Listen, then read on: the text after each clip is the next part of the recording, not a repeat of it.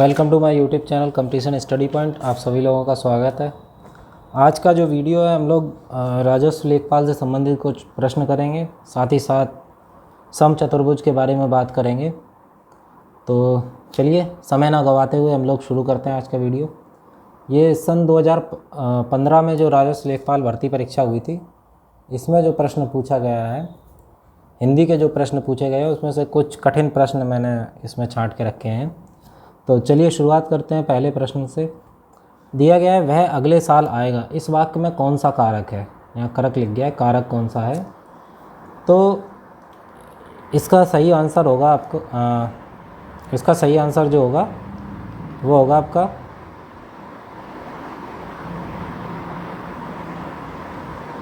अधिकरण कारक। इसका सही आंसर हो जाएगा आपका अधिकरण कारक। किस तरीके से होगा तो चलिए देख लेते हैं। जो क्रिया के आधार पर समय का बोध कराते हैं, जहाँ पे क्रिया के आधार का यानी कि स्थान दिया हो, कोई भी स्थान दिया हो, वह कहाँ जाएगा? स्थान, समय या अवसर,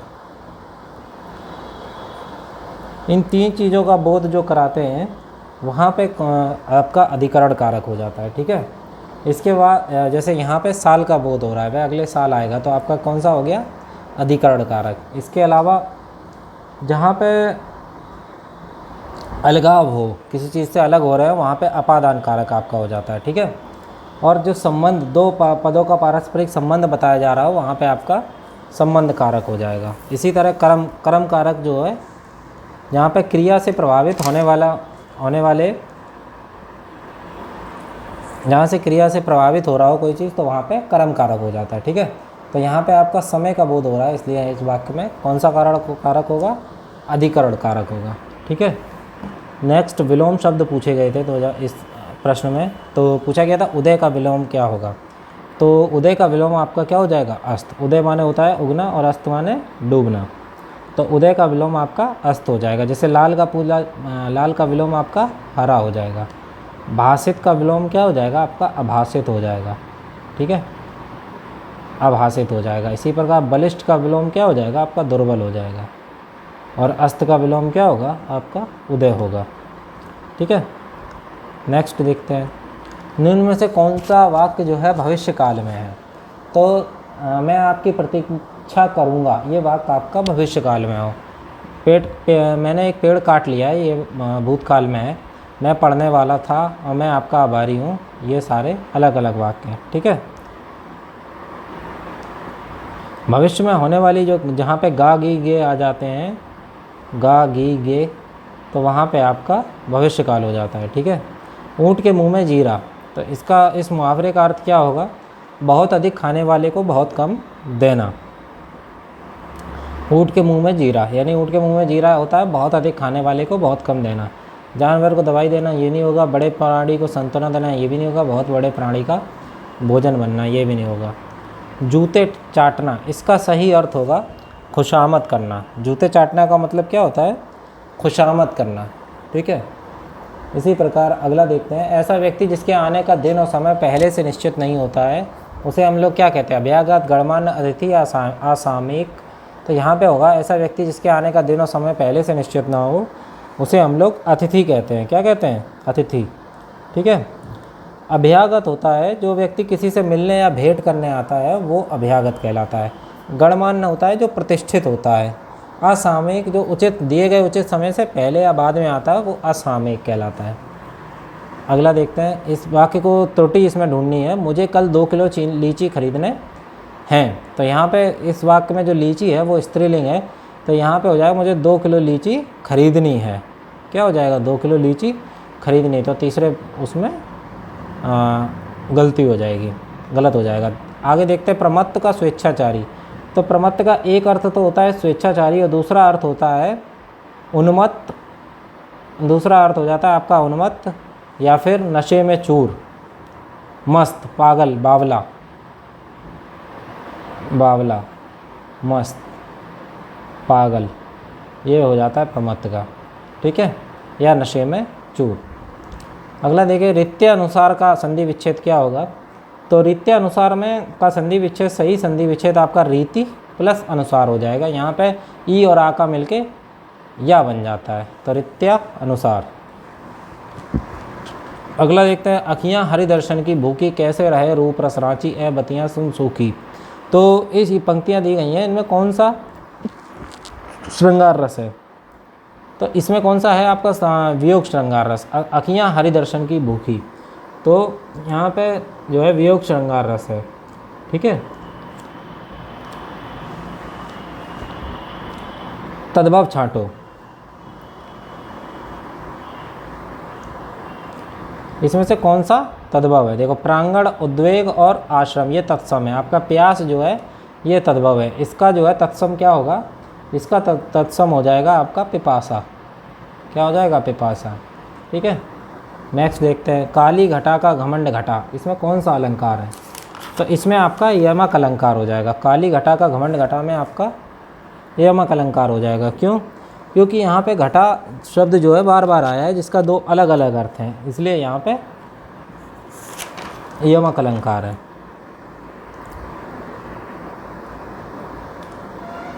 एक में जो है काली घटा का घमंड घटा, काली घटा है और यहाँ पे घमंड घटना यानी कम होना। ठीक है, चलिए अब देखते हैं हम लोग मैथ वाला पार्ट, यानी समचतुर्भुज। तो समचतुर्भुज क्या होता है? यह एक प्रकार का समांतर चतुर्भुज ही होता है। पिछले वीडियो में हम लोगों ने चर्चा की थी समांतर चतुर्भुज के बारे में। तो समचतुर्भुज लगभग समांतर चतुर्भुज ही होता है, बस इसमें क्या थोड़ा सा फ़र्क होता है कि यह इसकी चारों भुजाएं बराबर होती हैं। उसकी दो भुजाएं बड़ी हो सकती हैं, लेकिन इसकी चारों भुजाएं बराबर होती हैं और इसके विकर्ण एक दूसरे को 90 डिग्री पर काटते हैं। ये हमेशा 90 डिग्री होगा। समांतर चतुर्भुज में ऐसा निश्चित नहीं है, इसमें ये 90 डिग्री होगा, एक दूसरे को 90 डिग्री पे काटते हैं। ठीक है, और ये चारों भुजाएं ये चारों भुजाएं बराबर होंगी। ठीक है, और ये विकर्ण इसके D1 और D2 हो जाएंगे। और ये दिया है आपका A, B, C और D। ठीक है, इसका क्षेत्रफल जो होता है वह हाफ D1 इंटू D2 होता है। साथ ही अगर इसकी भुजा पूछी जाए तो भुजा हो जाएगी √1/2 अंडर रूट में D1 स्क्वायर और प्लस D2 स्क्वायर। ठीक है, इसी प्रकार P = परिमाप इसकी हो जाएगी 4A। चारों भुजाएं बराबर हैं तो परिमाप 4A हो जाएगी। एक और सब फार्मूला होता है D1 square plus D2 square बराबर होता है आपका 4A स्क्वायर। ठीक है, चलिए नेक्स्ट पहला उदाहरण देखते हैं। एक समचतुर्भुज का क्षेत्रफल दिया है 24 वर्ग सेंटीमीटर। क्या दिया है? 24 वर्ग सेंटीमीटर है, जिसके एक विकर्ण की लंबाई 6 सेंटीमीटर है, दूसरे विकर्ण की लंबाई ज्ञात करें। तो हमें पता है क्षेत्रफल का सूत्र क्या होता है इसका, 1/2 गुणे D1 इंटू D2, ये विकर्ण है। ठीक है, क्षेत्रफल आपको दिया है 24 और 1/2, D1 कितना है 6 और D2 मान लिया हमने x, यही पता करना है दूसरे विकर्ण की लंबाई। तो यहाँ से x = हो जाएगा आपका 24 इंटू 2/6, तो 6 चौको 24 और 4 दूनी 8, तो x = 8 सेंटीमीटर, ये आपका विकर्ण हो जाएगा। ठीक है, अगला दिया है समचतुर्भुज की भुजाएं ज्ञात करें जिसके विकर्ण 12 और 16 हैं। तो हमें पता है A = क्या है, √1/2 D1 स्क्वायर और प्लस D2 स्क्वायर। ठीक है, तो D1 और D2 कितने दिए हैं, 12 का स्क्वायर प्लस 16 का स्क्वायर। यहाँ से हो जाएगा 1/2, 12 का स्क्वायर 144 और 16 का स्क्वायर आपका हो जाता है 256। तो ये मिलके आपका हो जाएगा 400। तो 1/2 √400 और ये 400 बाहर आके 20 हो जाएगा, तो 1/2 गुणे 20, यानी भुजा उसकी हो जाएगी 10 सेंटीमीटर। किसकी? समचतुर्भुज की भुजा हो जाएगी 10 सेंटीमीटर। जिसके विकर्ण 16 और 12 हैं तो उसकी भुजा 10 सेंटीमीटर हो जाएगी। नेक्स्ट देखते हैं, एक समचतुर्भुज के दोनों विकर्णों की लंबाई दी गई है, इसका परिमाप ज्ञात करें। तो यहाँ पे भी पहले A = हाफ √D1 स्क्वायर और प्लस D2 स्क्वायर। तो यहाँ से आपका हो जाएगा 1/2 √D1 कितना है 120 का स्क्वायर और प्लस D2 हो जाएगा 90 का स्क्वायर। ठीक, तो 1/2 120 का 12 का होता है 144 और 2 0 प्लस 9 का 81 2 जीरो, और ये जुड़ के आपका आ जाएगा कुछ 225 और 4 जीरो, ठीक है, सॉरी 2 जीरो। तो ये आपका आ जाएगा 1/2 15 का स्क्वायर, 150 बाहर आ जाएगा आपका। तो ये हो गया आपका, कट जाएगा 150 2 से, तो 75 सेंटीमीटर। ये हो गया ए, भुजा। ए होती है भुजा। तो 4A पता करना है। 4A = 300 centimetre. 75 × 4 = 300 सेंटीमीटर। नेक्स्ट देखते हैं, अगला देखते हैं। एक समचतुर्भुज की भुजा 5 सेंटीमीटर दी गई है। ए बराबर 5 दिया, इसके एक विकर्ण की माप दे दी गई, D1 = 8 है। तो क्षेत्रफल पता करना है। तो 4 नंबर का है। तो इसमें देखिए क्या हो जाएगा, हमें पता है D1 स्क्वायर और plus D2 square = 4A square, 4A square, ठीक है।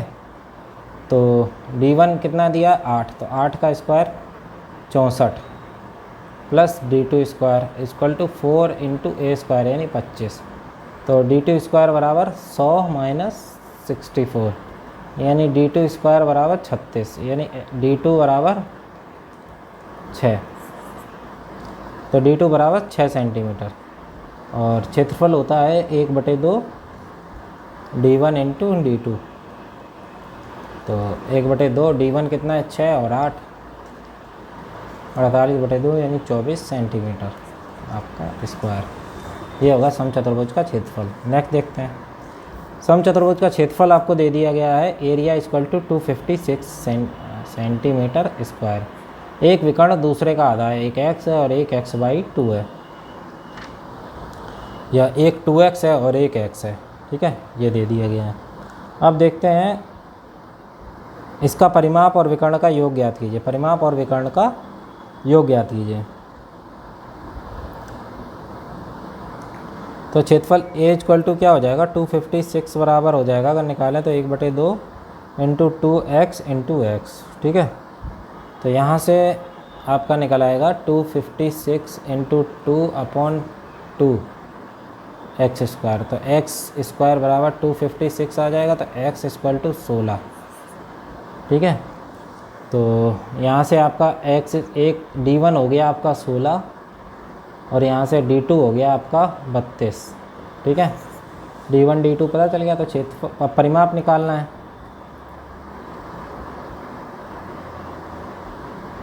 2√D1 square plus D2 square.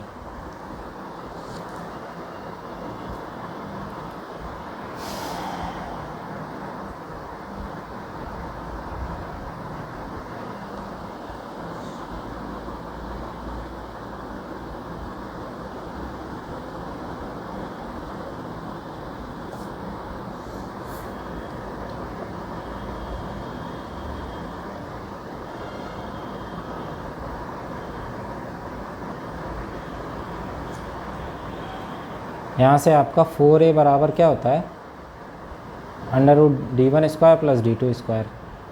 तो अभी हमें क्या पता चला है, विकर्णों का योग।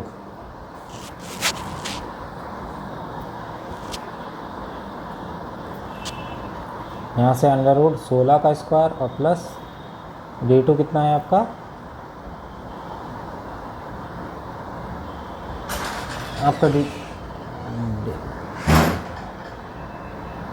D2 आपका हो गया 32, कितना 32 का स्क्वायर। तो यहाँ से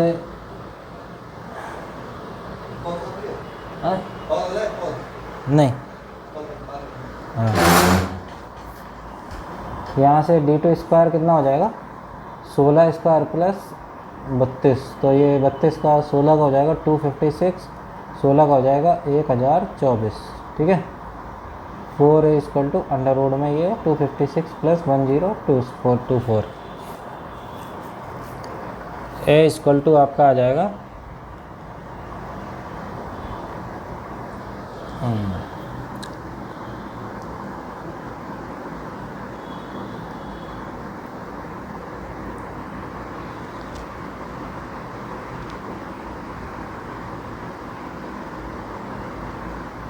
ये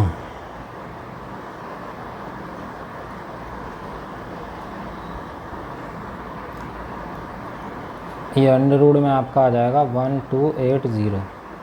तो इसको जब कर लेंगे हम लोग हल, तो ये आपका P4a बराबर होता है इतना, ठीक है।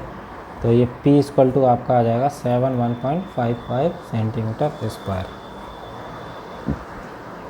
नेक्स्ट अगला देखते हैं। एक समचतुर्भुज का परिमाप दिया है 2p इकाई और विकर्ण की लंबाई दी है m इकाई और समचतुर्भुज का क्षेत्रफल ज्ञात करें। तो यहाँ से देखते हैं समचतुर्भुज की भुजा कितनी दी गई है।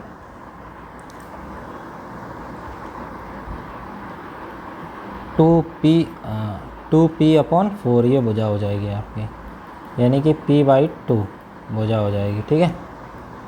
और d1 + d2 बराबर दिया है m। तो हमें पता है p/2 यानी a² बराबर d1/2 का स्क्वायर प्लस d2/2 का स्क्वायर।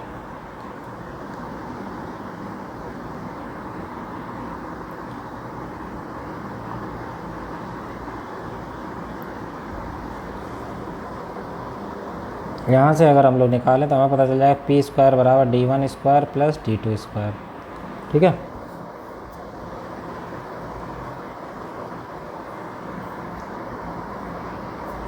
तो अगर हम लोग यहाँ से m² निकालें तो बराबर d1 + p² plus 2d1 d2।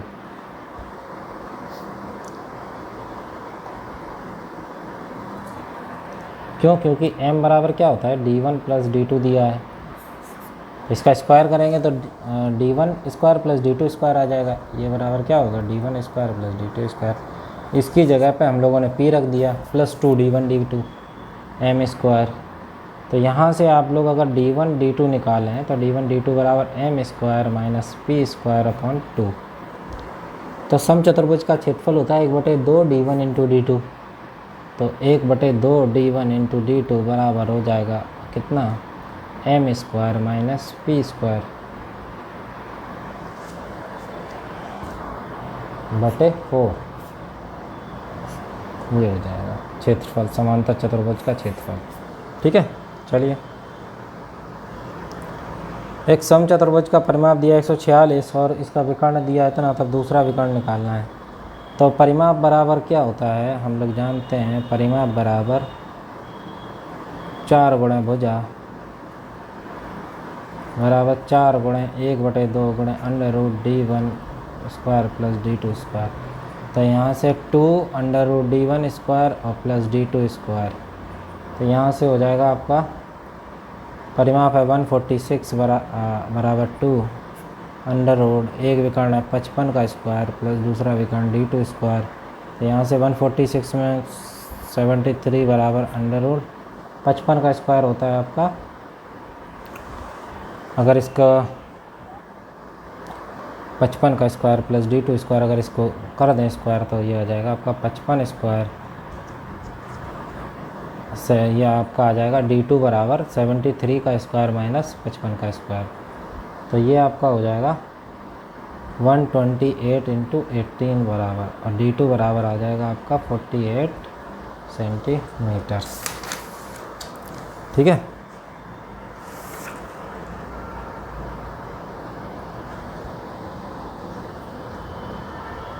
ये आपका d2²।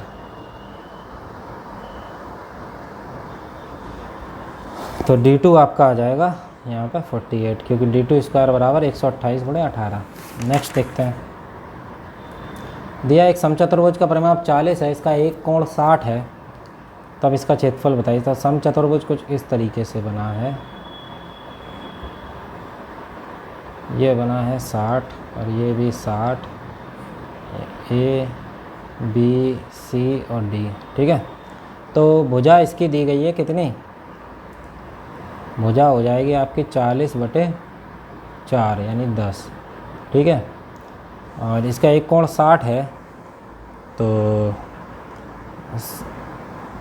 क्षेत्रफल हो जाएगा आपका 2 √3/4 × AB का स्क्वायर।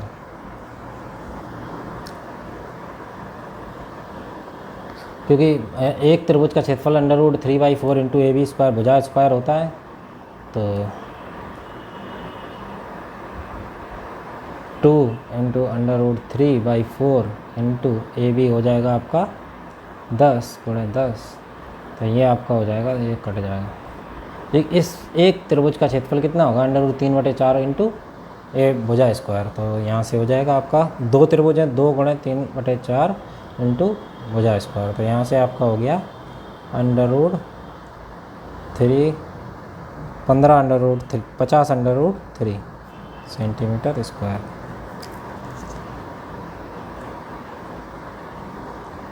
तो ये तो आपका था समचतुर्भुज। चलिए, आई होप सभी को समझ में आया होगा। आगे हम लोग कल पढ़ेंगे समलंब चतुर्भुज। समलंब चतुर्भुज के कुछ क्वेश्चन और साथ ही आपके लेखपाल और सुपर टेट से संबंधित कुछ कठिन महत्वपूर्ण प्रश्न। सभी को अगर वीडियो अच्छा लगा हो तो इसे लाइक, सब्सक्राइब और शेयर करें। Thank you.